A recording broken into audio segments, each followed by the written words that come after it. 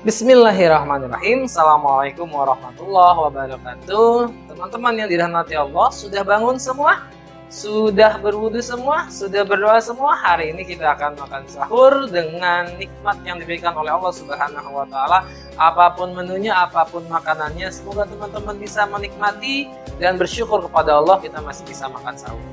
Nah, teman-teman yang dirahmati Allah, kita lanjutkan kisah tentang kota Baghdad. Ketika kota Baghdad dalam masa keemasan, dalam masa jayanya, mereka lupa satu hal, yaitu agama, akidah. Semua berfoya-foya, semua terlena dengan kemegahan kota Baghdad. Maka hari itu salah seorang ulama pada tahun 1098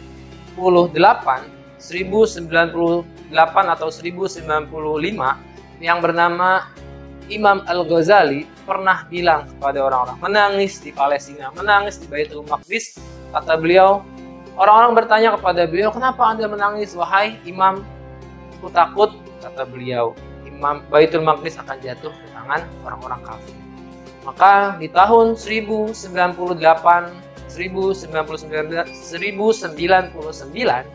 Baitul Maqdis jatuh ke tangan orang kafir.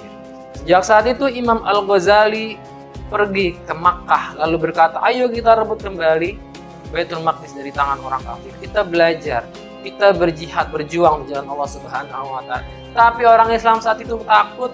Orang Islam saat itu hanya bisa menangis, kami tidak mampu melakukan itu, hai Imam. Lalu akhirnya Imam Ghazali kembali ke kampungnya di Afghanistan dan membuat sebuah kitab yang bernama Ihya Ulumuddin. Kata Imam Ghazali, bangsa kita, umat Islam harus dibangun akidahnya, harus belajar agama. Anak-anak muda Islam harus belajar tentang Islam yang baik. Orang-orang Islam, anak-anak muda Islam, anak-anak Islam itu harus banyak membaca Al-Quran. Dibuatlah kitab Ihya Ulumuddin sebagai panduan bagi anak-anak Islam saat itu untuk bisa kembali merebut kejayaan Islam. Dan kitab itu dipelajari oleh Syekh Abdul Qadir Jailani. Mungkin teman-teman pernah dengar nama tersebut, nama ulama tersebut. Sehingga nanti murid-muridnya akan membantu salah seorang sultan yang bernama Nuruddin Zangki. Sehingga Nuruddin Zangki punya anak namanya Izzuddin Zangki, lalu bertemu dengan Salahuddin Al-Ayyubi, sehingga akhirnya bisa membebaskan Palestina, Baitul Maqdis dari tangan orang kafir. Begitu teman-teman, jadi apa yang bisa kita pelajari dari kota Baghdad jatuh dan bangkitnya? Pertama, kita akan bangkit ketika kita punya ilmu pengetahuan dan juga agama. Ilmu pengetahuan belajar, agama Islam juga belajar, ilmu Quran kita belajar, ilmu matematika kita belajar, agar kita menjadi pemimpin-pemimpin yang hebat. Agar kita menjadi anak-anak yang kuat, hebat, dan juga bermanfaat. Sholatnya dijaga, akidahnya dijaga, dan kita semua bisa berjamaah, membaca Quran, sholat malam, begitu teman-teman. Jadi ilmu pengetahuan harus beriringan dengan ilmu.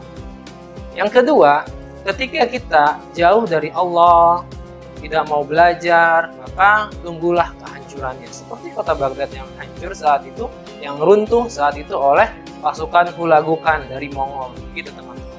Nah, gitu teman-teman, kisah tentang sejarah singkat kota Baghdad.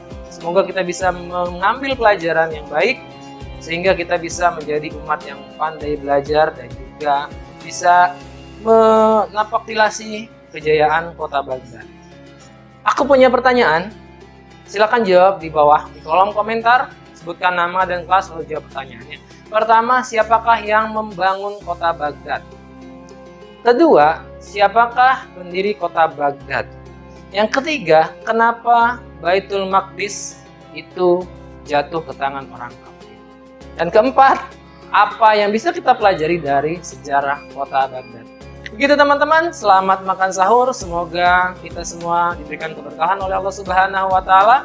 Terima kasih. Assalamualaikum warahmatullahi wabarakatuh.